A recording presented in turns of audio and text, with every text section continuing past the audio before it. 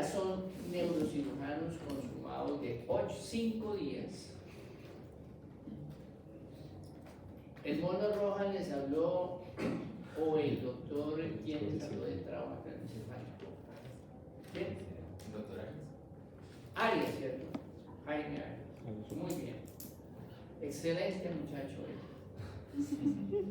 Bueno, pues esto es 90% está involucrado en las muertes, ya veíamos. 70% son leves, 15 moderados y 15 severos. Estas estadísticas se cumplen. Decíamos en la primera charla, aquella charla filosófica de más allá de menos acá y de la física cuántica, cómo las estadísticas, las probabilidades estadísticas se dan en los grupos. Y esto es lo que demuestra el trauma. Hay que prevenir la lesión cerebral secundaria. ¿Por qué? Porque si dejamos de hacer cosas, el paciente se puede empeorar, ¿cierto? El cráneo es fuerte, duro, no expande, no va para ningún lado, no es como la caja torácica o el abdomen que distiende, ¿verdad? O hasta un compartimiento de un miembro. La cabeza, no. Tiene mecanismos compensadores. Y entonces, la pregunta era, ¿qué era la doctrina de Monroe Kelly? Monroe Kelly, ¿quién es esa? Miguelito, a ver, Miguelito es el duro para Monroe Kelly. Es la que establece que, bueno, el principio es que el cráneo es un contenido que no se va a expandir. No, expande, perfecto. Y mientras que lo que está dentro sí se puede expandir. Entonces lo que me va a decir esta doctrina es que a medida de que va creciendo el volumen intracraneal, pues vamos a tener ciertos comportamientos. Entonces la gráfica, que es la que está allá, me dice que en un principio tenemos como una planicie, porque podemos aumentar la presión intracraneal, pero no vamos a tener como eso se va a salir, digamos, ese exceso se va a salir por medio del líquido cefalorraquídeo y lo venoso. Ese líquido se sale, entonces no hay problema, digamos, que para el cerebro. Pero llega un momento en donde se pierde la confianza, que es esa subida como muy rápida, por decirlo así, en la que hay tanta presión intracraneal que ya ni la salida del líquido cefalorraquídeo ni lo venoso me puede como permitir, como compensar, y entonces lo que pasa es que ya tenemos una herniación. Exacto, se mete por algún hueco porque corre por los demás. Entonces, mire, anoche yo me ponía a mirar y yo mirábamos que más o menos, esta es la presión de un adulto, más o menos, puede ser 5, puede llegar hasta 20. Pero el promedio son 10 milímetros de mercurio, 15. Por encima de 20 la gente dice que es hipertensión endocranial. Yo les dije a ustedes, no es que me las esté tirando de neurocirujano. Porque ustedes de pronto dirán, ay, ahora histérica, le digo por tirarse la vida, sino que neurocirujano. No. Lo que pasa es que uno tiene que saber esta vaina, y si atiende trauma tiene que saber entender esta vaina. Lo acaba de decir y vamos a mirar.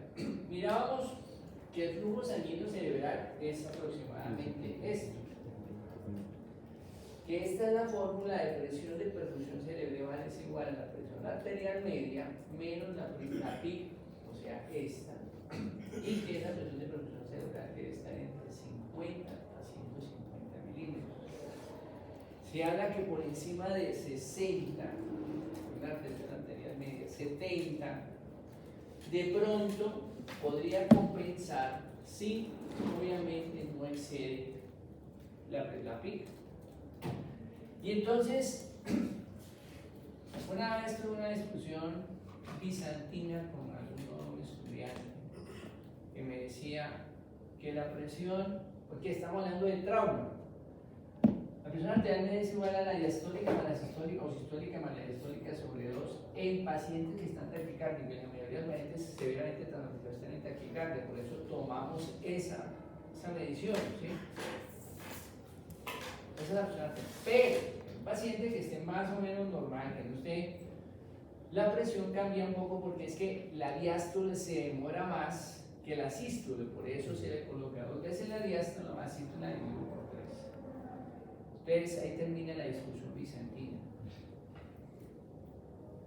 ¿Bien? Entonces sí queda claro. Pero en principio, en vez de taquicárdico, sangrando, no está taquicárdico, pues tú ves la histórica manera histórica del virus, no es la misma carne que tiene el paciente, menos la pica.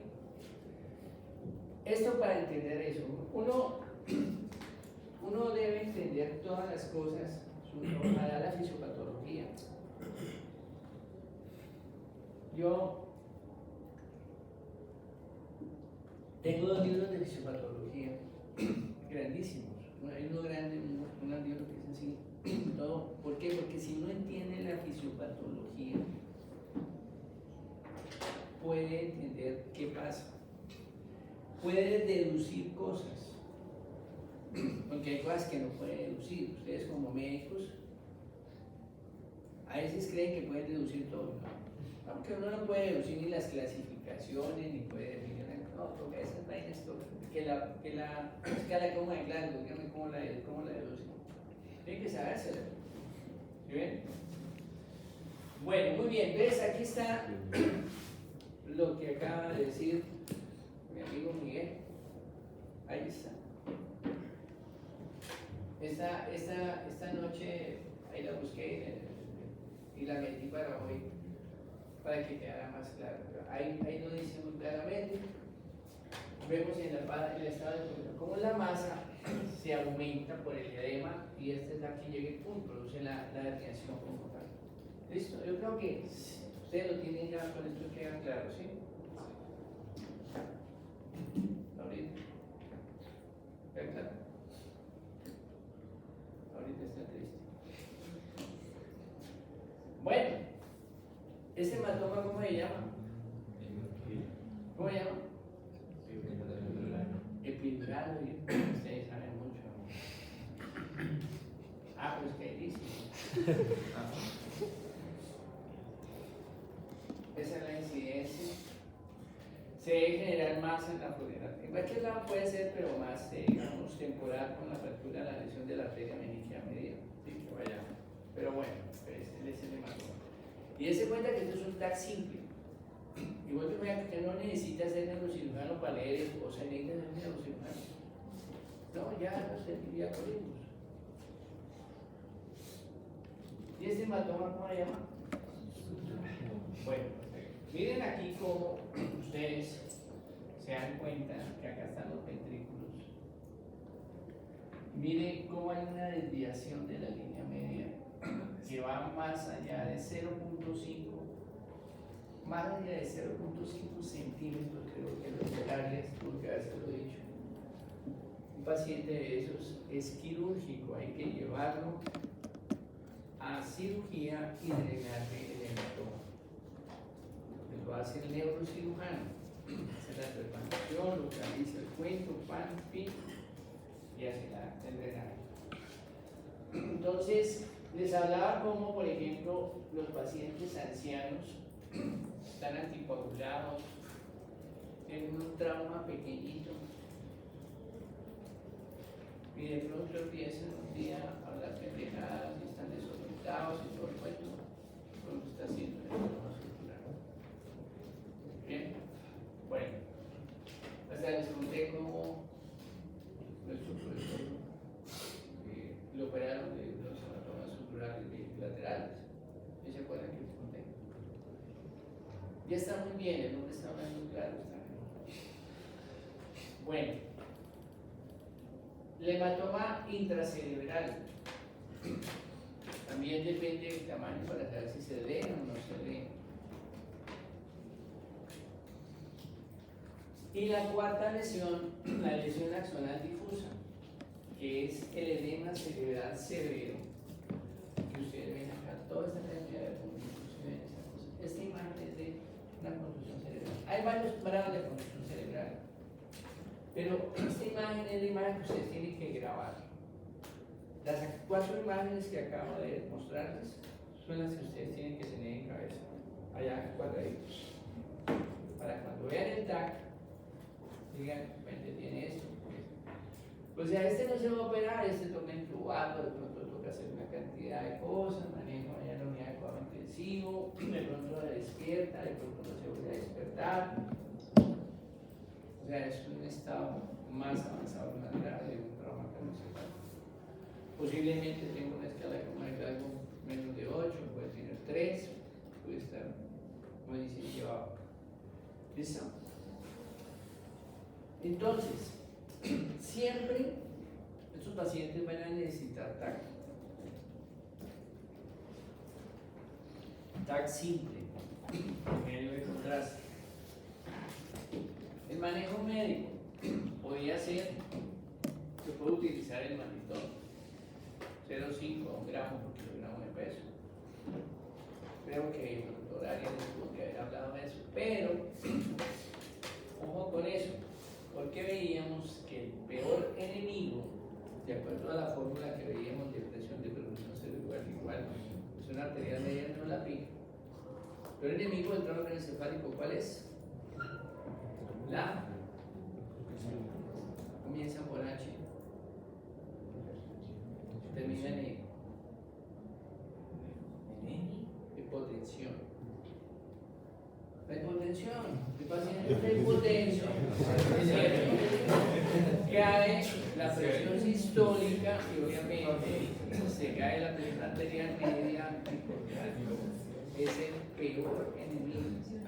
Por eso los estándares actuales dicen muy claramente: un trauma craneoencefálico severo mantiene una presión sistólica mínimo por encima de 90 y si es mayor de 60 a 65 años, 110.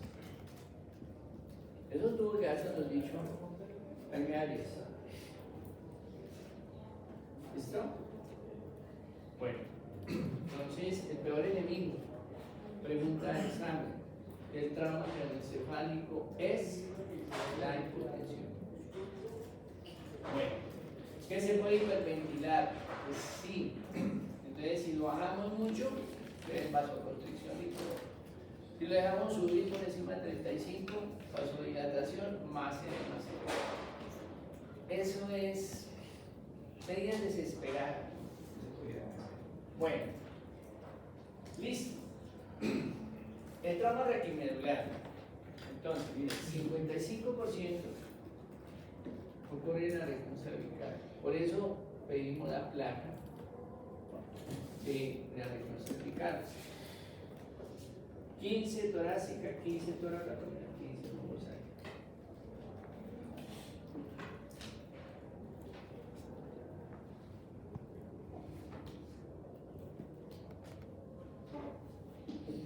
Leamos esto. Muy bien, leamos esto. Aproximadamente un 10% de los pacientes con una lesión de columna cervical tiene una segunda fractura no contigua a la columna. Entonces, ¿qué quiere decir? Que si tiene una lesión acá arriba, toca estudiar toda la columna. Porque el 10% puede ser el paciente que tiene colapso. ¿Dónde juega? Estamos hablando, porque usted, claro, hay exámenes donde usted puede pedir TAC. ¿Se acuerda que hablamos de también una placa transoral para ver el atlas y ver el axis? Pero la fractura es importante, la fractura del Jefferson y la fractura del ahorcado. Bien. Bueno, entonces hay que recordar esta anatomía de prekinder. Que ven ustedes ahí la silla, el señor recostado ya sobre el arco posterior, el atlas es un anillo. Hay que aprender a reconocer las diferentes zonas, la vértebra dorsal, la vértebra lumbar, tiene características que van cambiando, ¿sí? A ver cuáles son las apófisis transversas, las apófisis espinosas, las láminas. De lámina, pues, pasa aquí la médula espinal. Aprendieron a hacer el examen neurológico. En neurología lo repasaron en neurocirugía. ¿Sí? Bueno. Las astas dorsales, generalmente, el núcleo gráciles son posteriores, de aquí para atrás es más sensitivo, este es más motor. Por eso, digamos, hay que, digamos, hay unos tres síndromes que vamos a mirar que pueden producirse. ¿Ustedes se acuerdan cuáles son los síndromes medulares? ¿Qué les hablaba de eso? ¿Ah? Síndromes medulares. Una desceleración, decorticación, ese tipo. ¿Cómo? Desceleración, decorticación, ese tipo. Desceleración, decorticación, ese tipo. O No, de las médulas, no sé de es esa. un anterior, un posterior. Sí, pero ¿cómo se llama? Aquí no. Bueno, pero veo que no les. ¿Ah? Sección completa Una sección completa. Pues. de mi, solo la mitad de mi sección y el tercero es un Bueno, vamos a mirarlo rápidamente. Entonces hay que recordar cómo viene la parte anatómica para entender dentro del examen cómo se examina. Ahí acuérdense que ahí están los ganglios simpáticos y parasimpáticos. La parasimpático está en la región cervical y en la región sacra. Y el simpático está ahí de para abajo. Por eso, vamos a ver que hay una sección medular, por ejemplo, produce un shock neurogénico, un paraplegia y otros signos que vamos a mirar cuál es la diferencia entre el shock neurogénico y el shock hipovolémico. Entonces el paciente por encima de T1 queda parapléjico, lesión grave, por debajo de T1 queda cuadripléjico, perdón, por debajo queda parapléjico, por encima cuadripléjico, para abajo parapléjico. Y en los sitios donde ustedes hagan el examen de la sensibilidad, entonces pues van a saber a qué nivel está la lesión. Por ejemplo, T4, la parte de la línea mamaria, T6, la apófisis sigmoides, T10 en el nivel umbilical, T12 en el pubis y así sucesivamente. Para los, digamos, para la parte sensitiva. Para la motora tiene otros miotomas que se hablan de lo que se examina en la parte sensitiva, en la parte motora. Entonces, este pedacito tienen que volverlo a repasar. Y acá están los síndromes medulares que les decía. Síndrome medular anterior, medular central, en mi sección de la médula, o síndrome de Brown-Sequard, y el síndrome medular anterior. Esos son los tres.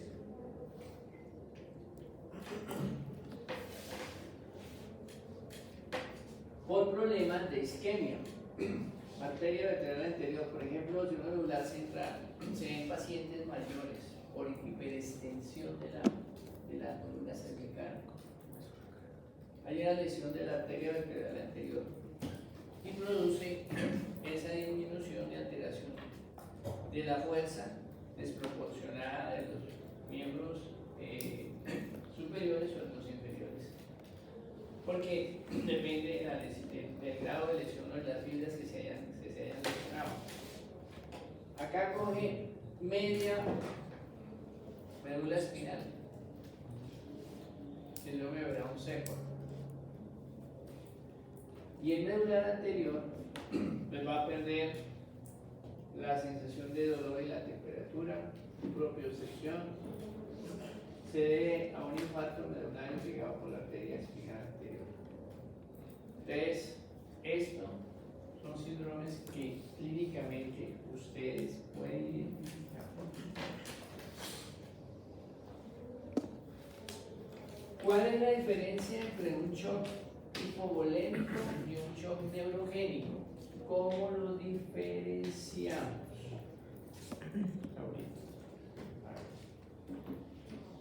No me remember.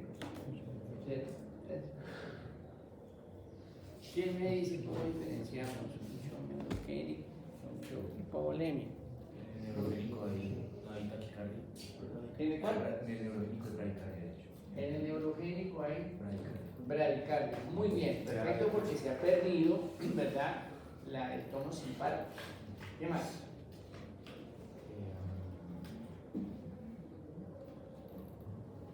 ¿Está frío o caliente? Sí, pues bueno. No, usted yo no sé cómo está. Usted no sabe cómo está. El paciente está caliente. Está caliente, me dijo. ¿De qué color? Rojito. Rojito, o sea, está coloradito. Perfecto. ¿Está hipotenso? Vale. En principio, todos los pacientes que uno tiene el trauma son hipovolémicos. Pero si no responden y lo encuentran tal como dice Javier, pues hombre, tiene que ser un neurogénico. Y ahí sí utilice vasoconstrictores. Única indicación de vasoconstrictores en trauma, Juan Gabriel, shock neurogénico. Nunca en ninguna otra cosa. No, es que está hipotenso, no pongamos de noradrenalina, pero como dicen, arica. El problema radica es que no tiene volumen. O sea, hay que meterle el volumen, ¿cierto?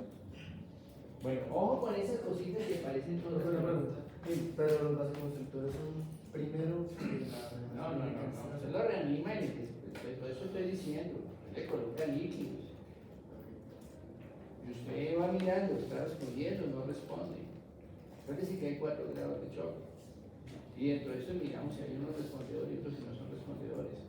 Para saber si hay necesidad de poner vasoconstrictores o toca llevarlos a cirugía.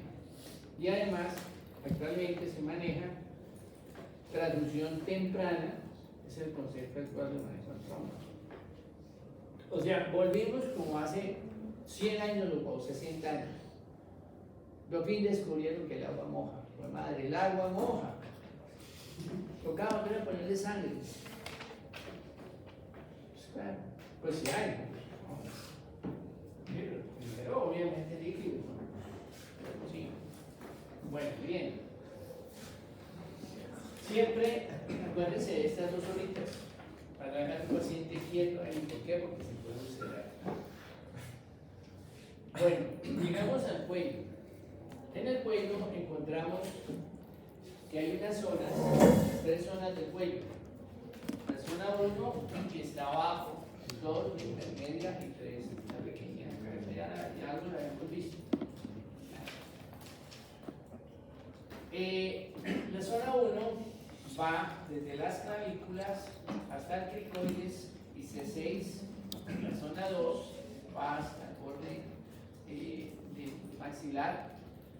Y la zona 3 es esta zonita aquí pequeña. Desde acá hasta la base del cráneo. ¿Listo? Esa es la zona 3. O sea, más o menos es esto.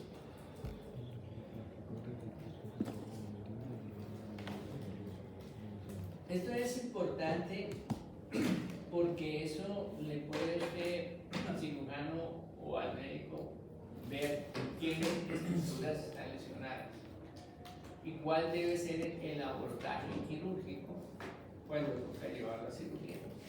Bien. Entonces,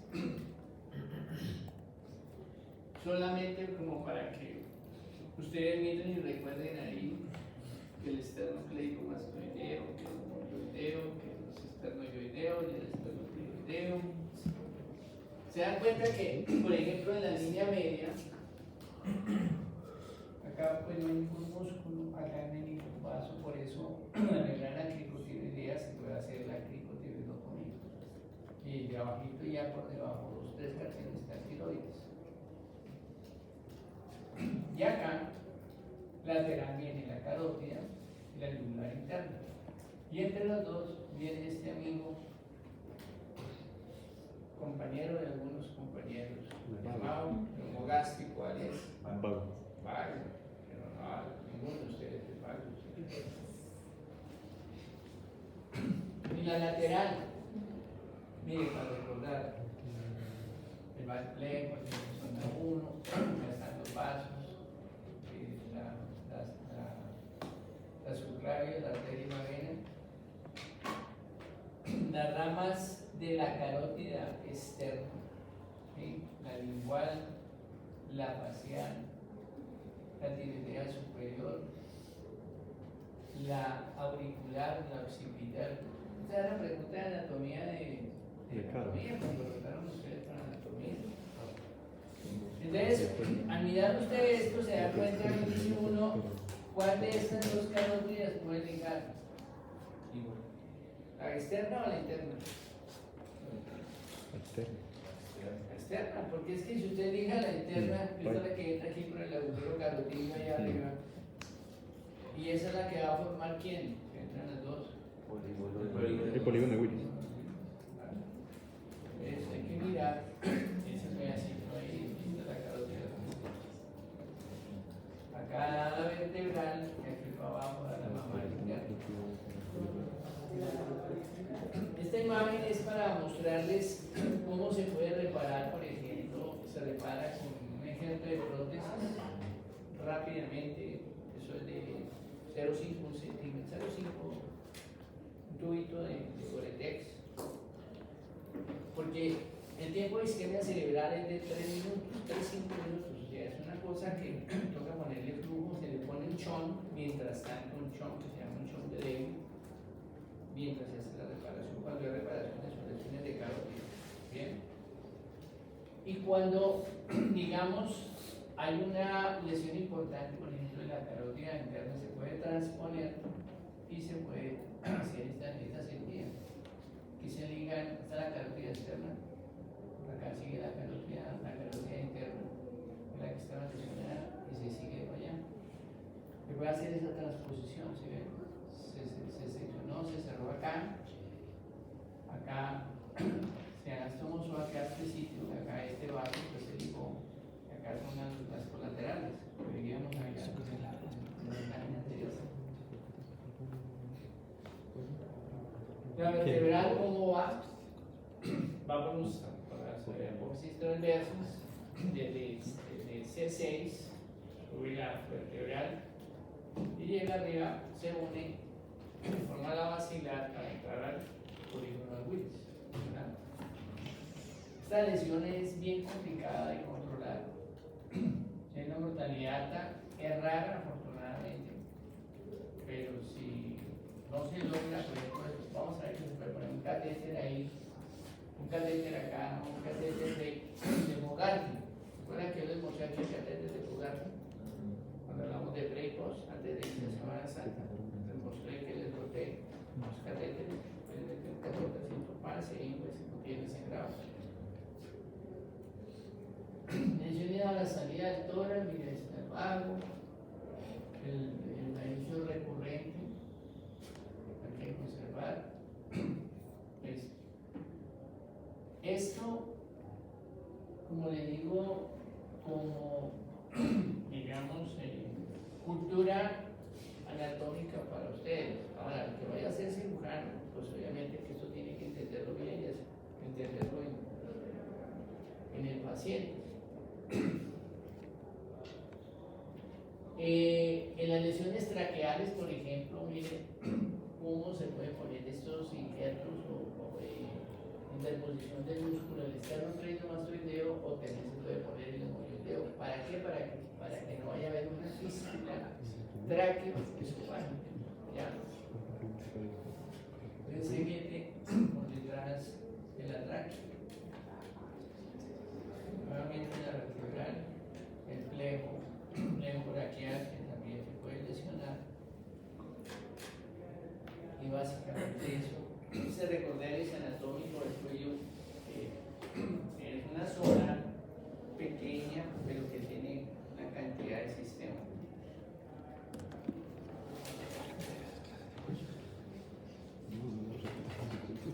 Esta es la fisiopatología del trauma del cuello. Pueden haber hematomas, asfixia traumática, infecciones, embolismo del conducto torácico. Ya vimos por qué. ¿Alguien sabe qué es la asfixia traumática o le digo qué era la asfixia traumática?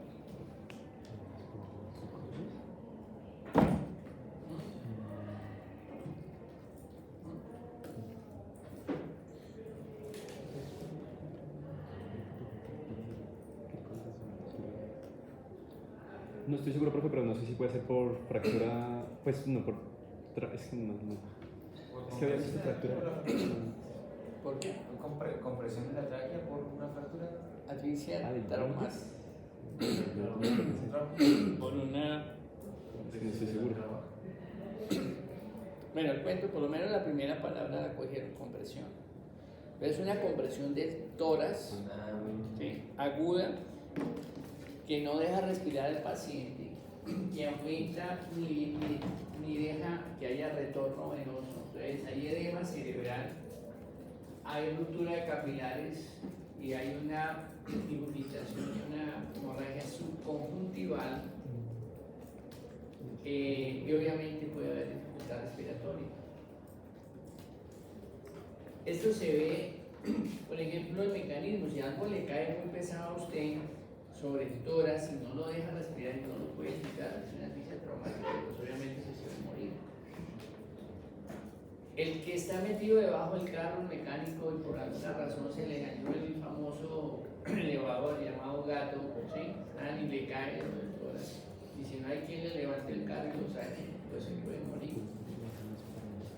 En las estampidas, cuando hay una estampida en un sitio concurrido, la gente se cae, la gente sale corriendo, lo pisa y le pisa el tórax y no lo deja respirar, el paciente muere por asfixia, fracturas totales. ¿Ven? Es una asfixia traumática, la definición. Uno ve, yo he visto en mi vida dos casos, una paciente como morado de aquí para arriba, con la hemorragia subconjuntival. Yo iba, ahí estaban aquí en Medellín. Ustedes estaban de turno, y de pronto vi un tipo que venía por el pasillo así, y apareció el hombre lobo, apareció el hombre, ¿cómo se llama? El vampiro, ¿cómo se llama? Drácula, sí, era Drácula. Faltaba la capa nomás. Pues no tenía ningún problema. Pero ¿cómo se maneja eso? Pues el paciente, si tiene una lesión importante, pues se levanta la cabecera, se eleva, le disminuyen los líquidos, le echan goticas en los ojos, porque no hay ningún daño grande, pero es un problema por presiones. ¿Sí? Bueno, de estas serían los patologías. Todos estos cuadritos lo tienen ahí en el libro. Entonces, ¿qué pasa? ¿Qué quiero que recuerden? Que en el trauma abierto hay que mirar si no hay compromiso de platismo. Uno hace el ABCD, mira si está inestable hemodinámicamente o estable. Si está inestable, tiene una lesión importante, el paciente va para cirugía. Si el paciente está estable y tiene signos, ¿cuáles signos? Estos. Ya cualquiera. Va para cirugía. Si no, revise usted el platisma, mire si está comprometido o no. Acá lo puede estudiar con unos exámenes de acuerdo a la zona que vamos a ver. Y si es positivo, pues va para cirugía. Acá está lo del polígono de Willis, que ya hemos comentado, ¿cierto? La importancia de la comunicación de un hemisferio con el otro. ¿Qué pasa? Que solo un 30% en las autopsias ha revelado que hay una comunicación real entre el polígono de Willis. Entonces uno no sabe si tiene el polígono de Willis permeable. Entonces no siempre está permeable. ¿Por qué es importante esto? Porque recuerda que veíamos para saber si hay que ligar la carótida o hay que reparar una carótida. De principio, todas las carótidas hay que repararlas, todas. Pero cuando no se repara, cuando un paciente está en coma profundo por una lesión carotídea, está trombosado, lo que sea, pues no vale la pena, allá si está explorándose el cuello por una herida, repararla, porque convertimos una isquemia cerebral en un ACV, un evento cerebral hemorrágico, que aumenta el problema. ¿Ven?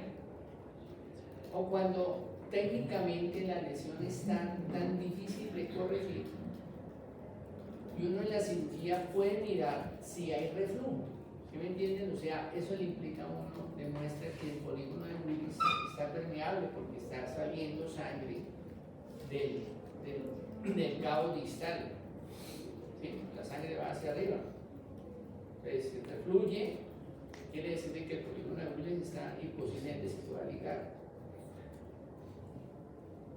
¿Ya? Es la única indicación. De resto hay que repararlas todas. Y eso obviamente pues, lo va a hacer el cirujano. Los tipos de abordajes, la cervicotomía enterolateral, que es la más fácil de hacer, puede hacer una cervicotomía transversa, bien, pero hay todas esos tipos de toracotomía. Estas las tienen ustedes ahí también en su libro por aquí, de hecho no mira ahí. Entonces, ya hablamos de la lesión arterial, hablamos del catéter de Fogarty. La tráquea, cuando se lesiona la tráquea, se puede resecar cuando son lesiones severas, por ejemplo, un tiro que ¡pam! Secciona la tráquea y alguien le puede poner un tubo en la parte distal para oxigenarlo, ¿sí? Le meten un tubo por allá, como sea, para poder oxigenar. Se puede resecar hasta el 40-50%. La tráquea mide más o menos entre 10 y 14 centímetros y tiene 18 a 22 cartílagos. Y se puede resecar hasta 5 centímetros y hacer anastomosis terminal, soltando los tejidos vecinos, sin ir a vascularizar la tráquea. Y eso hay que hacerlo en ese momento, pero eso no es para hacerlo después. Esto se hace tardíamente, lo hacen los plásticos, o sea, las lesiones del flejo braquial. Son cirugías largas, programadas. El ideal siempre, si el paciente está estable, es poder tratar de hacer eso lo más pronto posible. Acuérdense que está el perineum, ¿sí? Y eso es las suturas que se colocan 7 ceros, 8 ceros para poder mirar. Y eso lo hace pues el plástico con lupa, ¿no? Porque eso hay que hacerlo como si fuera bien el ahí, pues 7 ceros. La lesión del conducto torácico. Hablábamos de que el conducto torácico se produce a nivel de L2 en la cisterna de pecho, asciende por el hiato esofágico, cruza la línea media y desemboca acá en el congruente yúgulo subclavio. Comienza en L2. Si se lesiona, por ejemplo, estamos hablando de conducto torácico, ya torácico, la parte como tal, hay una parte abdominal que produce ascitis quilósica. Pero si se lesiona, entonces pues hay que repararlo porque produce un kilotórax. Y las características del kilotórax es que llevan los kilomicrones de la absorción del tubo digestivo. ¿Cómo se corrige eso? Pues se corrige por toracoscopio. Vamos a mirarlo ahorita que tiene una característica del lechoso, del kilotórax. Y es una patología severa, muy difícil. Puede matar a un paciente, se desnutre muy rápidamente. Luego parte del tratamiento es colocarle nutrición parenteral. Hay que ponerle octreótido para disminuir las secreciones. ¿Ya? Y la ligadura del conducto es esta. Esta es la forma del kilotórax. Las pecas, leche deslactosada, descremada. Algunos de ustedes han visto eso, es pura agua clarita, como va. Más o menos así es el kilotórax. O sea, como diría el primo Rojas, eso es agua. ¿Para qué es el primo Rojas? No lo han visto nunca. Es un comediante, un tipo. No. Es para morirse otra vez. Bueno, en todo caso es agua. Pero no es agua, ¿no? Obviamente esto es 100 kilomicrones. Tiene triglicéridos, proteínas, y obviamente el paciente se inmunosuprime. Bueno, el kilotórax es una patología grave que hay que corregir. Traumática. La no traumática, ¿cuál es la causa más frecuente del kilotórax no traumático? Pregunta de examen. Yo la tengo lista para el examen de física de prueba. ¿Cuál es? ¿Cuál es? El linfoma no Hodgkin. Linfoma no Hodgkin. Anótenlo porque la pregunta de pronto va. No sé si el doctor Carmona les va a hablar de eso, pero es importante. Linfoma no Hodgkin. Bien. Bueno. Trauma de tórax en la primaria o en la secundaria. Bueno, en la secundaria, porque estamos en secundaria. ¿Verdad? Vamos a hacer un descansito. Hablemos de tórax y paramos ahí. En algún ratito luego seguimos. Bueno, ya vimos que en la primaria 5 o 6 lesiones normales en el paciente. En la secundaria, o puede también ser en la primaria, pero lo que buscamos en un paciente que ya está estable es ver que no tenga una contusión cardíaca, que no tenga roto el esófago, que no haya una ruptura diafragmática o que no haya una ruptura aórtica contenida.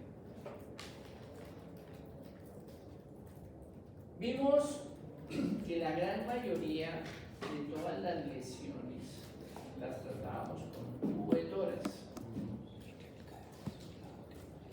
Esto ya lo habíamos visto.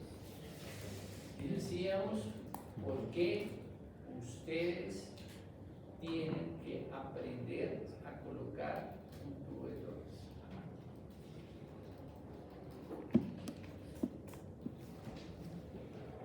¿Y cuál es? Este es un pleurovac. Esto lo vamos a ver la otra semana. No, en la última semana, el día miércoles, de miércoles 8.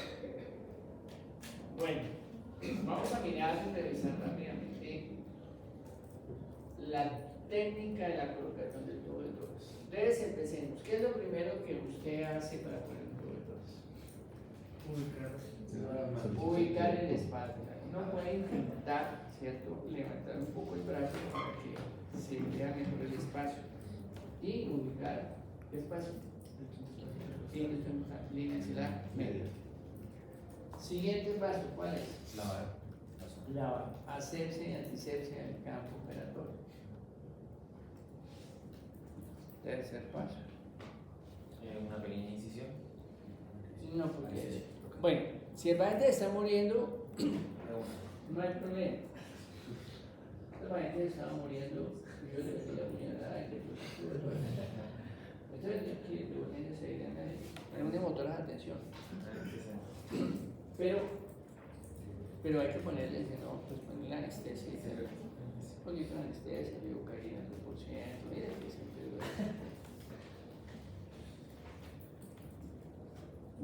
cuarto paso. ¿Ah? No, porque hay que dejar que haya un poquito de latencia. Hay que medir el tubo de tórax desde donde entra, se le da una curvita hasta la línea medio clavicular para saber cuánto vamos a meter el tubo de tórax.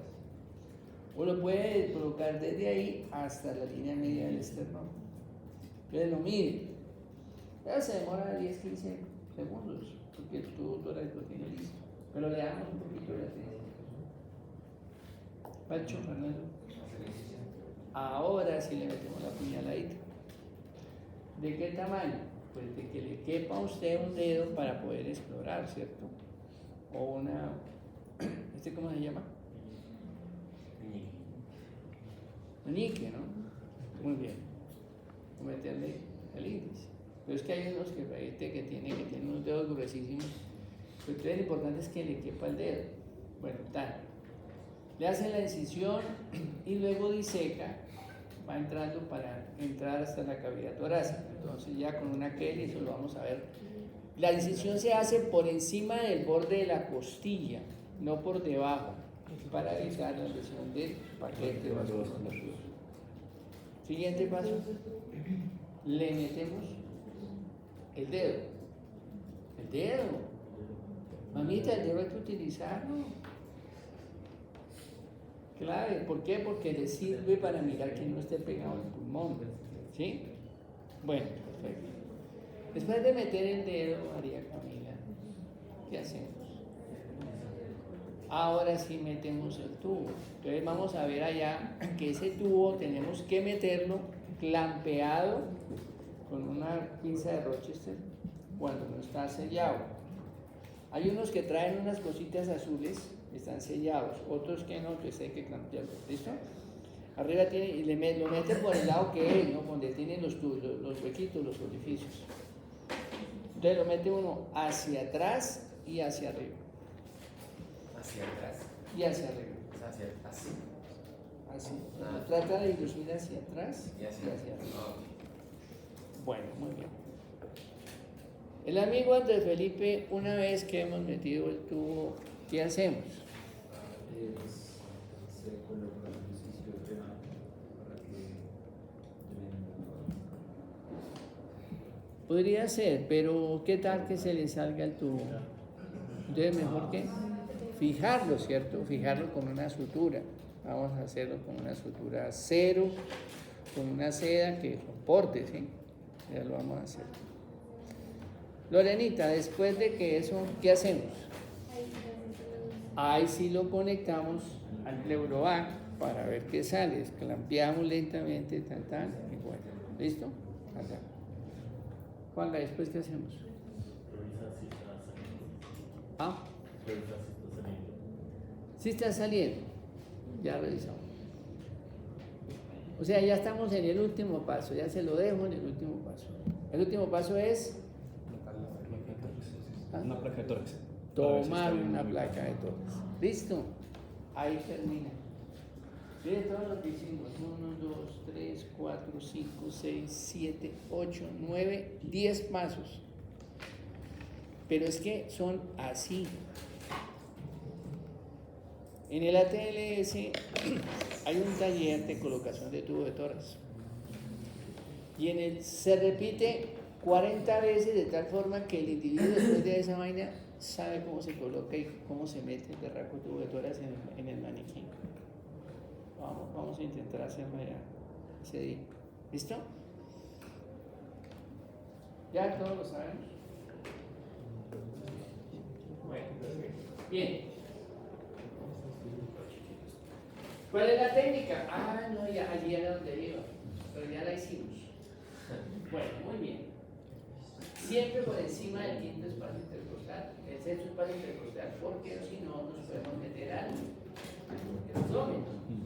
Rompemos el diafragma. ¿Se acuerdan que vimos la semana pasada? Ah, no, esta semana vimos complicaciones quirúrgicas y ahí vimos las complicaciones de la colocación del tubo de tórax. ¿Se acuerdan?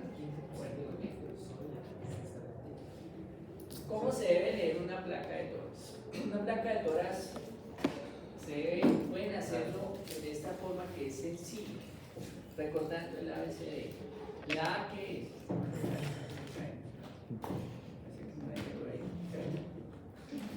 La A es la vía aérea, la tráquea.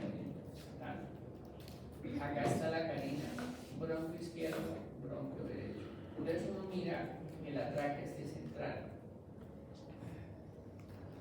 Mira que no haya de pronto aire. El aire, ¿cómo se ve? Negro. La radio sucio, lo blanquito se llama radio opaco, unos de radio. A. B. Campos pulmonares. Si ven acá la circulación, uno mira que la circulación llegue, que esté pegado, que no esté oscurito o que no esté. ¿Qué vamos a mirar? Si hay áreas de contusión, se van a ver radio opacas. Si hay sangre, vamos a ver el nivel de ese color. Si hay aire, vamos a ver que se colapsa y que es radio lúcido. O sea, hacer un diagnóstico de neumotoras, hemotoras, contusiones pulmonares. En C, ¿qué miramos? Cardio, mediastino. El mediastino es toda esta vaina. Esto puede estar crecido.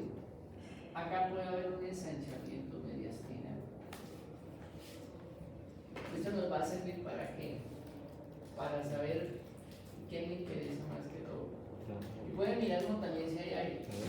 Que no tenga acá un hematoma contenido, que es el signo más importante de la ruptura traumática contenida de la aorta. Ensanchamiento del mediastino, signo radiológico más importante. Pregunta de examen. Uy, ya les he dado ensanchamiento. Bueno, ahora el diagnóstico de taponamiento cardíaco, quiero que les quede claro, no se hace con una placa de tórax. Pueda que tenga la cardiología, estoy de acuerdo. Pueda que esté grande. Pueda que lo oriente a uno. Pero eso no es.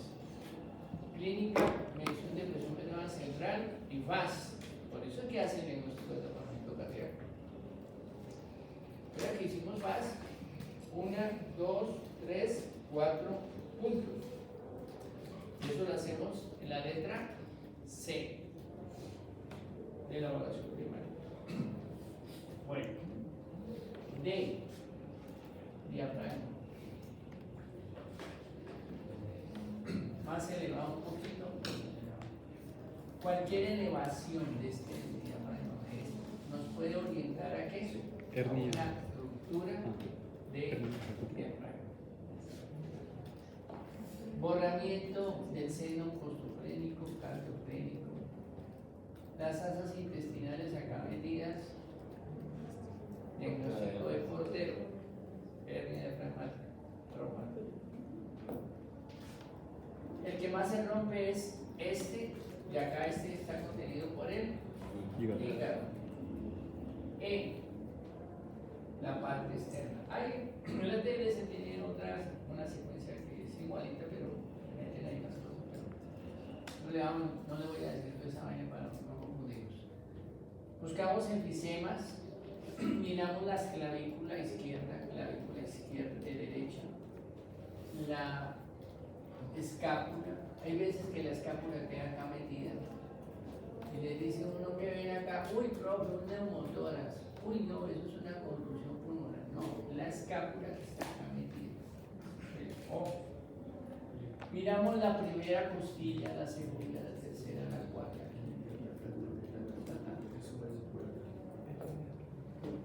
Hay veces, cuando usted no hace esta secuencia, ¿qué pasa? Le muestra a uno esta vaina llena de fracturas y no las ve. Acuérdense que una fractura se ve la disrupción de la cortical. Con eso usted hace el diagnóstico de fractura.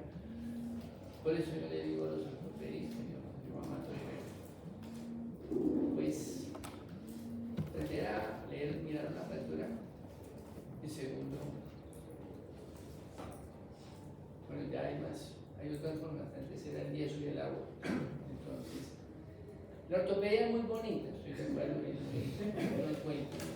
Y obviamente tiene cada vez más, siempre tiene más cosas profundas que hacer. ¿En qué sentido? Y que todo se hace por cirugía mínimamente invasiva, la gran mayoría. La programada, la otra, pues ya aplicación de estas cosas, que el punche, que las placas, que toda esta cuestión. Pero bueno, el cuento va a que aprendan a identificar las fracturas. ¿Listo? Vamos a mirar si está intubado el paciente, si tiene marcapaz, si tiene algún elemento, o tiene un catéter venoso central, o tiene los electrodos, etc. Va a mirar uno eso. Acá. Así, si usted lee esto, no se le pasa ninguna lesión.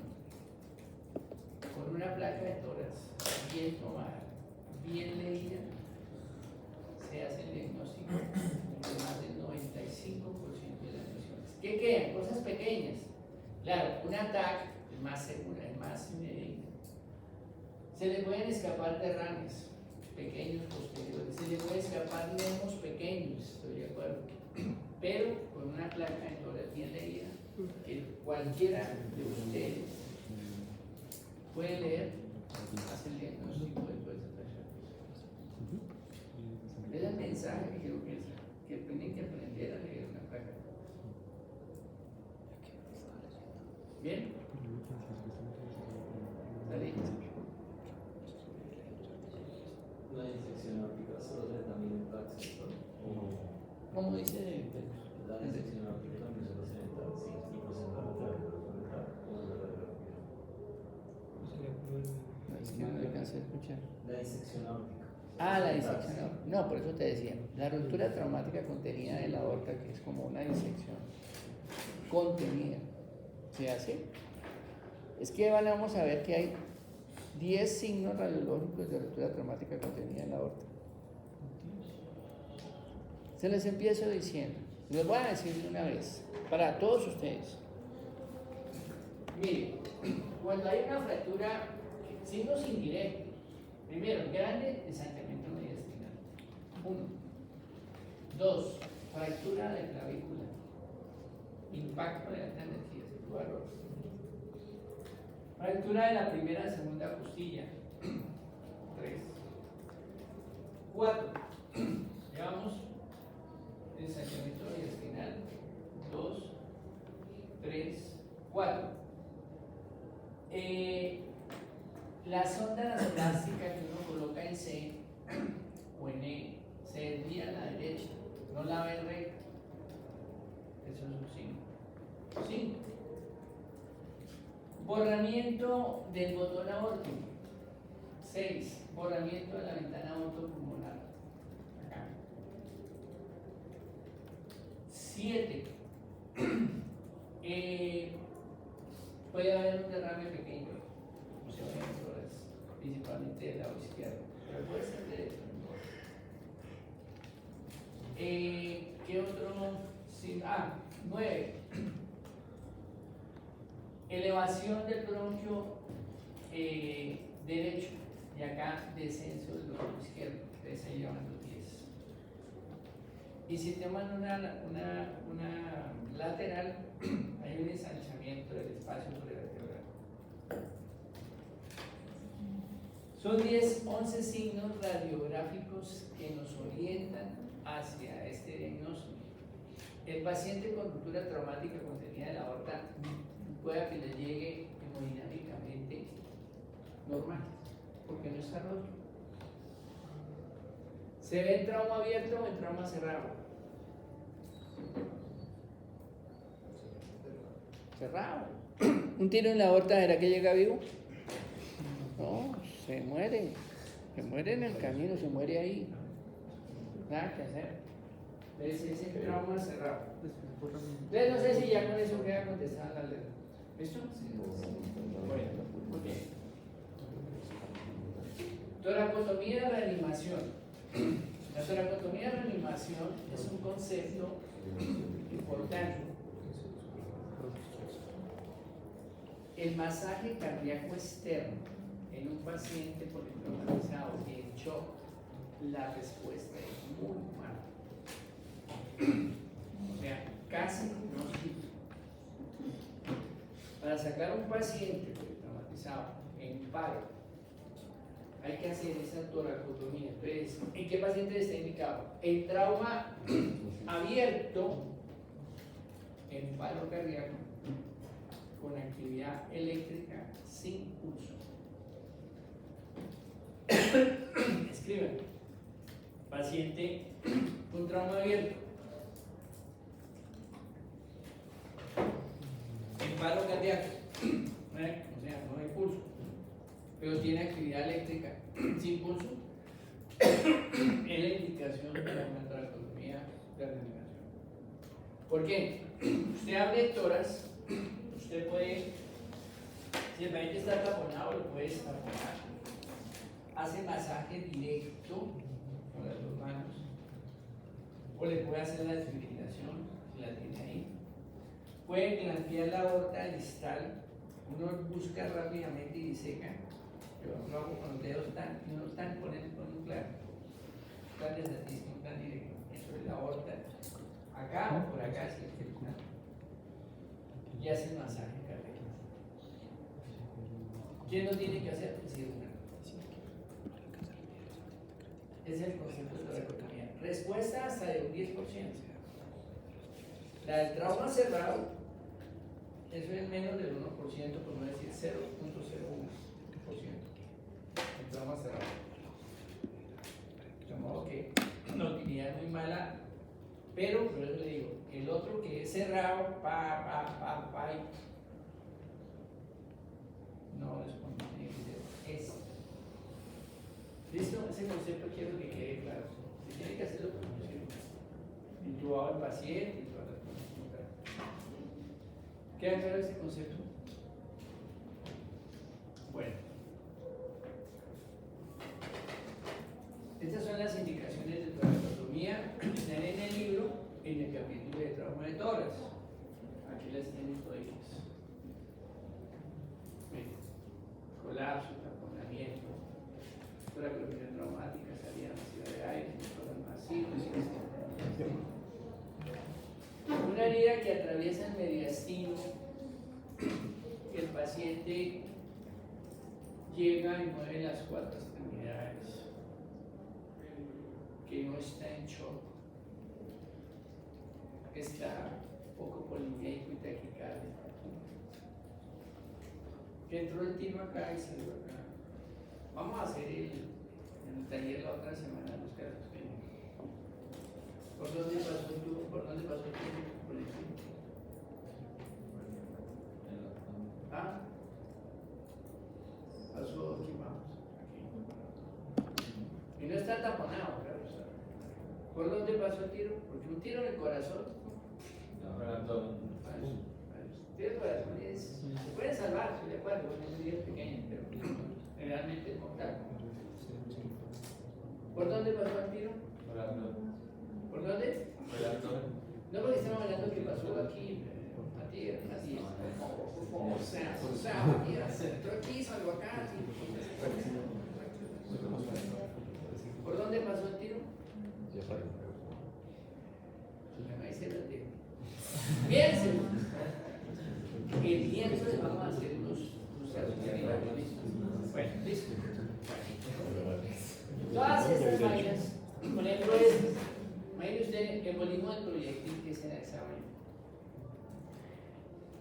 Yo los voy a decir, yo quiero que se lo lean. Léanselo ahí en el libro. Ahí está en su pedacito cortico, ahí se lo describo. Y créanme que eso no es ciencia ficción. Y yo se los digo sin ánimo de lucro. Créanme que he operado 2 casos de volumen del proyectil. Eso no es frecuente. Bueno, las toracotomías, entonces, que es toracotomía media, que es toracotomía anterolateral, que es toracotomía posterolateral. La más rápida es la anterolateral, o sea, esta es la más rápida. La esternotomía, buenísima, pero que tengamos esternotomo eléctrico, ¿no? Una punta de martillo como nos tocaba hacer en San Juan. ¿En serio? Pero uno con el electro así acá, luego hágale ahí, no tenemos un esternotomo eléctrico. El primer esternotomo que compré, lo mandé a comprar en el hospital universitario vivo, porque imagínense que iba a llegar un muchacho que se murió el lunes, un tal llamado Francisco. ¿Sí se acuerdan de ese muchacho? Que mañana lo entierran. Entonces, al frente estaba el señor Simón Bolívar, y ahí fue la cosa, ¿no?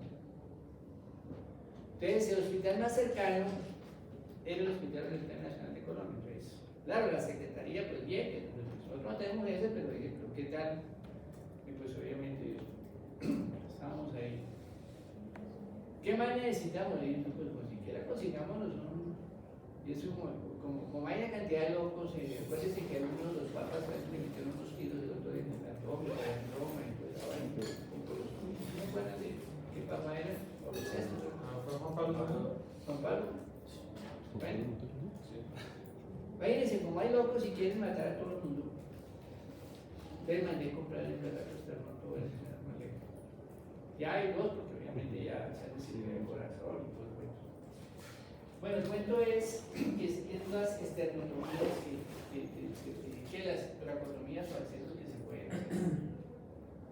A la diferencia, bien, entonces la esternotomía media se puede acá en la lateral, se puede hacer tracotomía, aquí supraclavicular para abordar la zona 1, por ejemplo.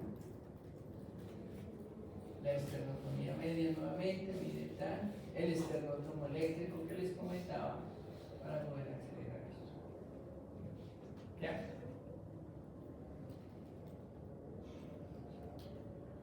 ¿Cómo es estructura del corazón? Entonces, miren los players, esto es de un monocromo con Pretex, cuando son heridas para que no se desgarre.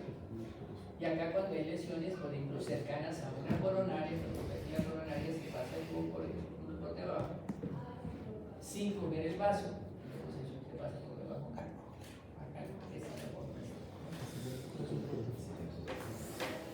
Esa es la forma como se maneja una estructura cardíaca. En San Juan de Dios operábamos todos los taponamientos cardíacos del mundo porque eso era puñalada, tiro, puñalada, 80% era trauma.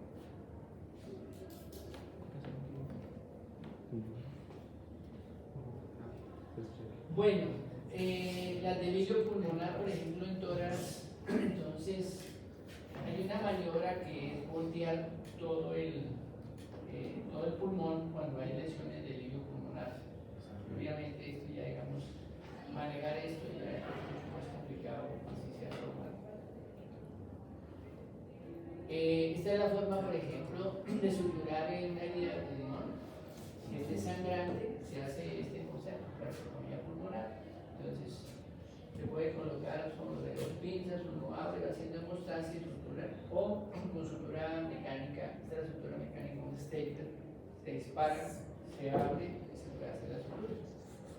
Les decía que en la sutura mecánica, pues obviamente ha facilitado mucho el manejo de la cirugía, pero es bastante costoso, pero pues, bueno, es la traqueotomía pulmonar.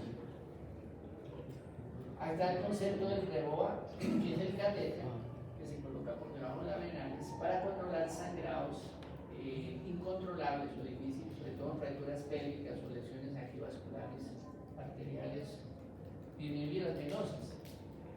Vamos a mirar la parte del abdomen, que es más difícil controlar un sangrado venoso que un sangrado arterial, porque uno las arterias las toca, las puede disecar más fácilmente las venas y esos son como papelitos. Entonces, es más complicado. Una idea que es muy complicado de disparar. Este es el concepto del reboa, del catéter para estos tipos de trauma. El tubo de tórax, que ya lo vimos. ¿Ya? Sangrado de las arterias intercostales, ¿cómo se debe hacer? O sea, se coge la costilla, se pasa el punto y se anula para evitar el sangrado, porque si uno le pone a tratar de poner el punto aquí por debajo, termina uno ahí perdiendo tiempo el paciente ahí. Bien, ya vamos a acabar este pedacito y descansamos un rato. La ventana pericárdica para la psicopatía esa es otra de las formas de, cuando no se tiene mal, de mirar si hay un taponamiento cardíaco.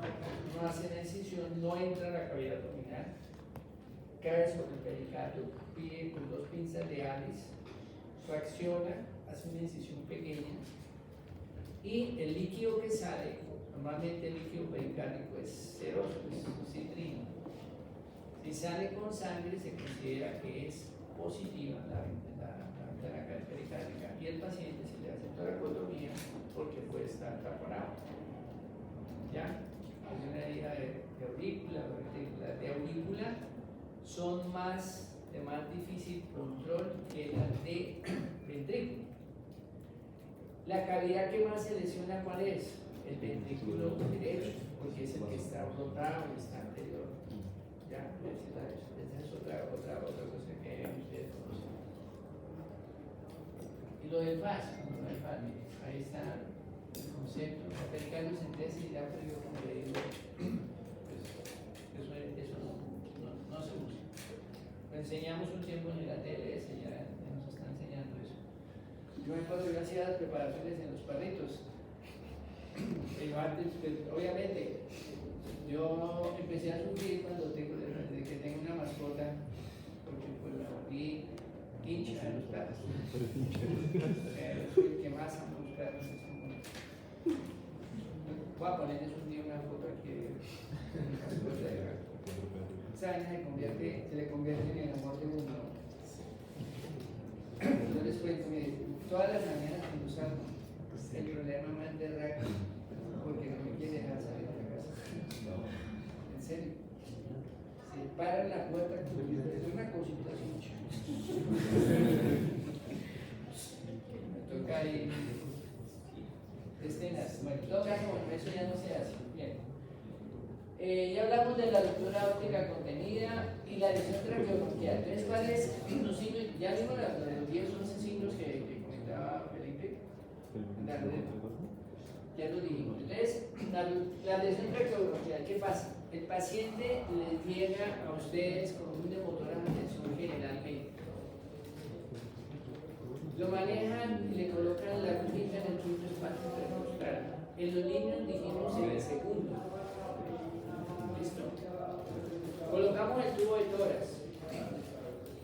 En la placa que tomamos en el último paso que hicimos con Juan Gabriel, que tomó la placa divinamente. Entonces, no se expande el pulmón. La saturación del paciente no mejora. Y sigue burbujeando y sigue saliendo sangre. ¿Qué tiene el paciente o qué puede tener? Una ruptura traumática tráqueo-bronquial. O sea, está roto, ya sea. Si es completo, es gravísimo. Puede ser parcial. ¿Qué pueden hacer ustedes? Si ustedes colocan y les pasan esto, le pueden poner un segundo tubo en la línea axilar anterior en el quinto espacio intercostal. ¿Listo?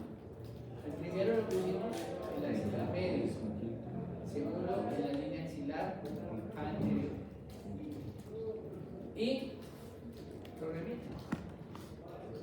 Ahora, si está en un hospital de tercer y cuarto, pues se llama cirujano, se le hace el TAC, se le hace la broncoscopia, se mira todo papá para cirugía. Es para que le dé tiempo. ¿Ok? Esta es la conclusión. Entonces, ¿qué hacemos? Ponemos un. Bien. La contusión cardíaca, pues básicamente se manifiesta por arritmias.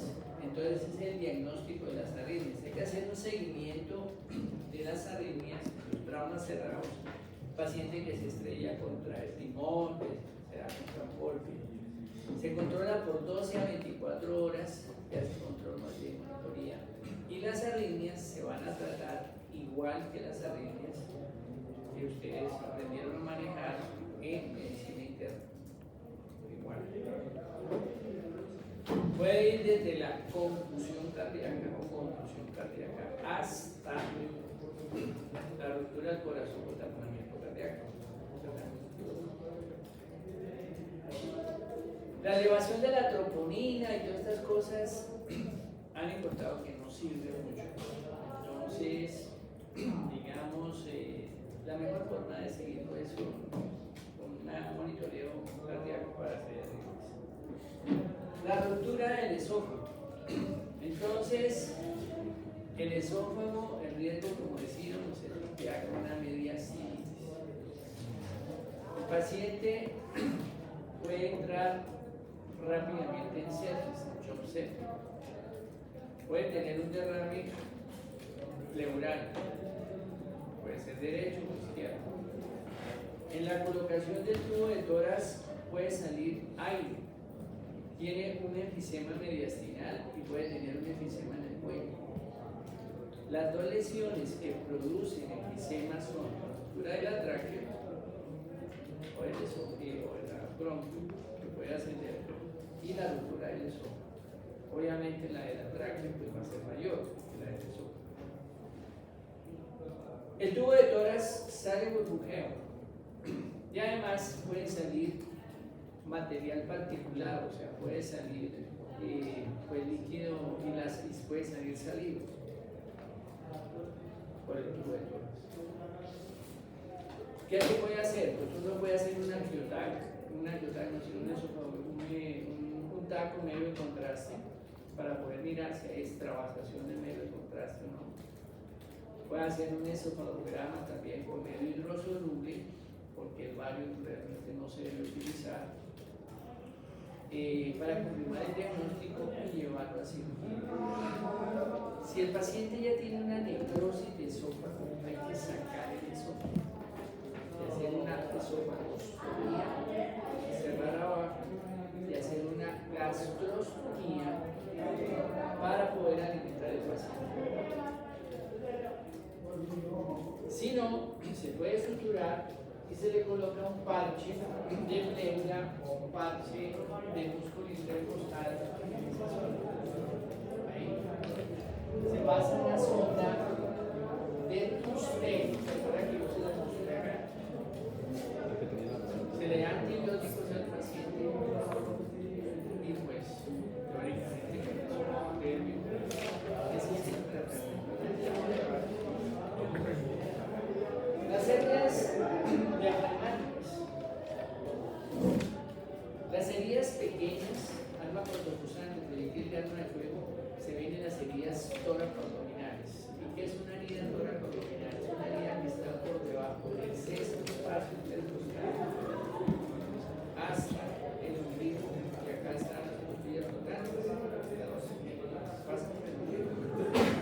Tocan y si verán que la última sigue por ahí, llega al ombligo. Es la área tóraco-abdominal. Estilo que pase por ahí, puñalada, puede tener una herida de diafragma, puede ser pequeñitas, con el paso se van aumentando, con la presión intracranial y se van metiendo las asas. En el trauma cerrado, la cosa es abrupta, se rompe todo, se va todo para el tórax. O saben por dónde se, es rarísimo, se tapona el paciente, se mete, rompe el pericardio. Es un caso que hubiera aquí en el pueblo de caso. Estaba taponado. ¿No oyes? No.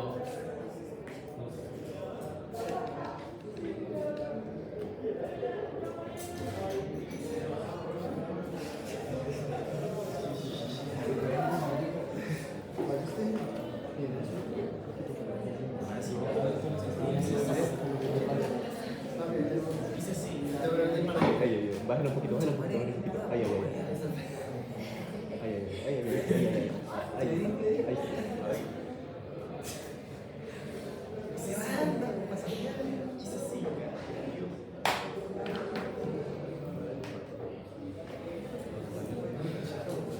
Bueno, ya les decía que se puede meter, se puede taponear, se metió al pericardio, está taponado.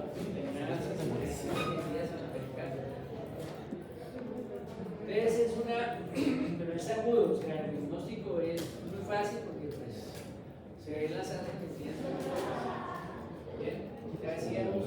Ahora, cuando hay dudas, se puede hacer la paroscopia o toracoscopia para identificar la herida de la lesión. Actualmente tuvimos una sesión con los residentes hablando de este tema y pues la tendencia es como hacer más la paroscopia para poder mirar el abdomen, poder mirar de pronto descartar la lesión diafragmática, pero es mucho más seguro la toracoscopia que la laparoscopia. Pero como les digo, está bien cualquiera de las dos, pero la laparoscopia realmente está usando más. Bueno, y ya ahí, vamos a parar ahí, a tomar un cabecito o algo y